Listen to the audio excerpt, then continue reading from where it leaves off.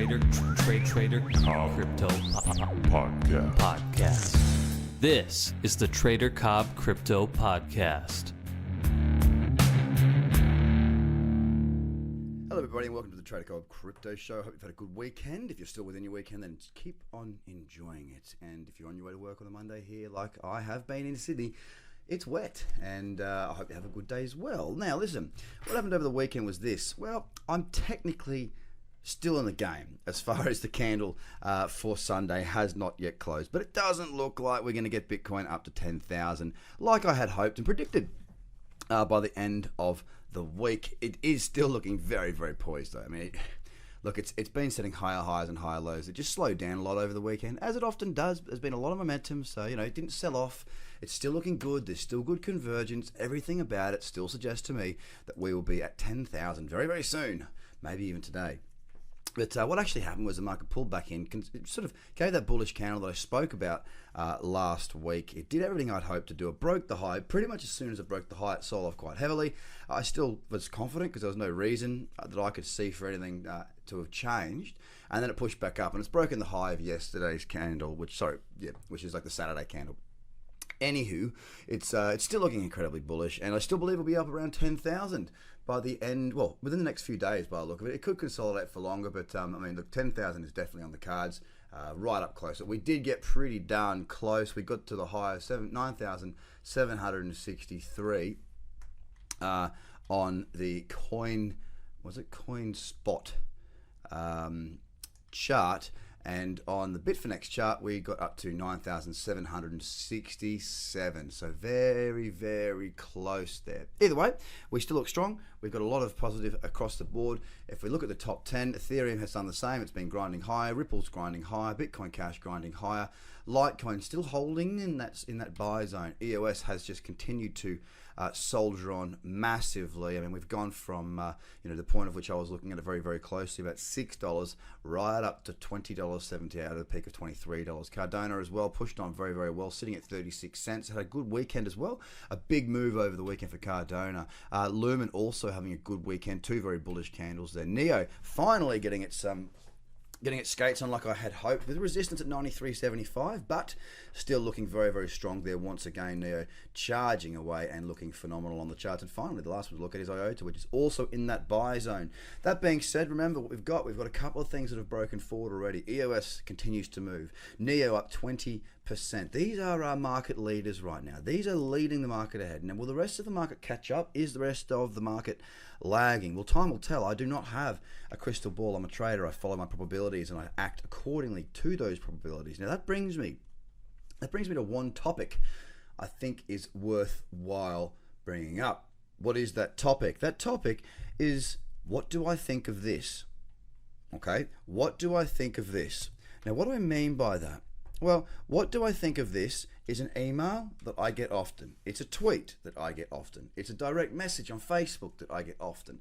It's something that I get constantly, filling up my inboxes all around the place. And it's okay, you can send me the stuff. I just will tell you right now that I actually won't look at it. And I'm not saying that from a negative point of view. I'm not saying that from a position of arrogance. No, not at all. No way. The reason I don't care what anybody else thinks, and look, don't take this the wrong way, because it's not intended to. I'm just telling it how it is. I'm telling it how I am. I wear my heart on my sleeve in this podcast and everything that I do, and I'm just letting you know exactly how I act. I don't really care what anybody else is saying, okay? The God honest truth is, if you send me a video saying, what do you think of this? I'm going to say to you, look, if I reply to you, which I probably will, because I do waste a lot of time. Again, not being arrogant, I'm very, very busy. So for me to get back to every single person that puts a little Facebook post up or an email, it's very difficult. Okay, that's usually what I spend my Sunday doing. I'll be sitting there like watching a fishing program and be tapping away on my phone, replying to those sorts of messages and stuff, because I tend to I don't prioritize them. But I'll tell you this: what does this look like? What do you think of what this person is saying? I will tell you this: I'm not trying to be arrogant, but I don't care what this person is saying, because I genuinely don't care. If you are making decisions based off other people's thoughts, you've got a long way to go. And that's okay. There's nothing wrong with that. Nothing wrong with it at all, because we all got to start somewhere, right? But I have started a long time ago, and I'm in the position now where I don't I God honestly don't. Even in any other market, when I was trading traditional markets, right? If somebody said something, oh, I think this is going to happen, I genuinely wouldn't care.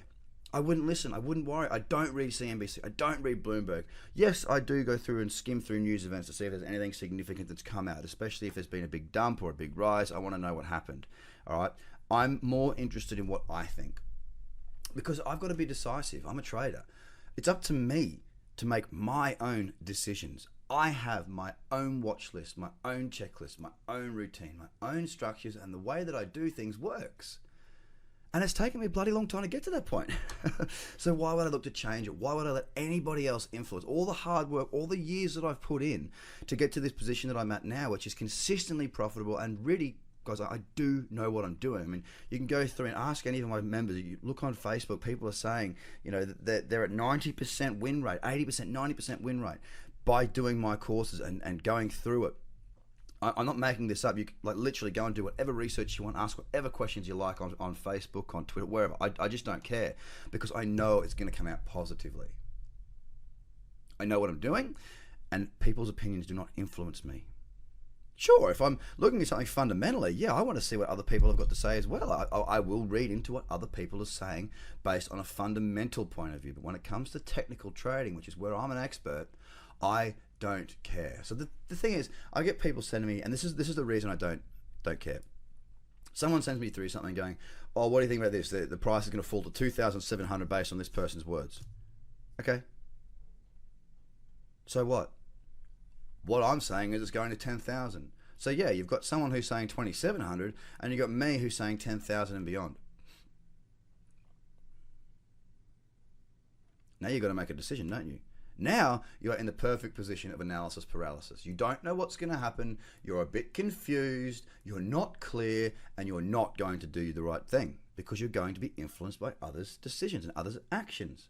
Well, ignore everybody else unless you've got somebody that you're learning from. Learning trading and listening to what everyone is saying are two different things. Now, yeah, I know you're listening to what I'm saying. I get that. You know, I'm not trying to tell you to buy or sell. I'm giving you my opinions, and if you want to hear it through, then that's absolutely fine. If my methodologies make sense to you, then yeah, it would make sense to sort of tune in and, you know, follow through with what I'm saying and to understand the way that I think, to understand how these strategies work, and to understand what I see in the market technically. But it's not going to be healthy you going across and listening to every single person if you're trying to learn. And the reason it's not going to be healthy is because if you're trying to learn, you're going to get all this different information coming in. You already don't know what you don't know. Now you're going to be clouded by everybody else's analysis, and you're not going to have the slightest clue of what's going on. So that's why I don't listen to anybody else. Again, not a point of arrogance. I say that so many times because I don't want to be perceived as some big shot swinging dick who is arrogant. Because one of my main rules is to stay humble, to give back, and to stay on the same path no matter what happens, no matter how much money is made, no matter how much success is had. To stay humble. It's so important because being humble's got me there. Staying humble keeps me there, and I don't want to be a prick. So I don't listen to what other people are saying, because I'm the only one who matters in my world. I make the decision, I raise the trade, I place the order, and guess what? I'm the one who has to live and die by my decisions. I'm the one who will either make the money or lose the money. If I take somebody else's call and they say, oh, we think the market's going to go to 2,000, and I start shorting it and I lose money, well, here's a perfect excuse. Well, they said it was going to fall. They were wrong. Well, as a matter of fact, if you're going to blame somebody else, you're never going to have any success. You've got to take responsibility for your own actions, and by not listening to what everybody else is saying, that is taking responsibility for your own actions. Now, as I say, it's good to have your ear to the ground. I look at sentiment. I do, listen to people that are fundamentalists. Anybody who's telling me to look at charts, what do you think of this person's analysis? Two things: I don't have time and I don't care. I love you all. I hope you have a fantastic day. Big shout out, by the way. We've got, some of the most amazing stats that have been coming through. I mean, shout out to my listeners in Belgium, Russia, Japan, France, Germany, Sweden, obviously the US, Australia, New Zealand, Canada, Singapore, Bangladesh. We've got listeners in Bangladesh, in the UK. Thank you. We're nice and high up in there. Italy. I mean, we are just going nuts. The reach of this show has just gone so far out. I'm so happy. I'm so pleased. And guys, here's another thing. I will be going to Consensus in May. I think it's the 14th till the 16th, so 14, 15, 16. If you're going to be around the area, if you'd like to be on the show, if you know anybody there who I should be meeting up with, please drop us an email. Just email admin@tradercobb.com. And while you're at it, don't forget to go to tradercobb.com and join up to the free bi-weekly video newsletter. Guys, have a fantastic day. Bye for now. The Trader Cobb Crypto Podcast. Check out tradercobb.com because experience matters.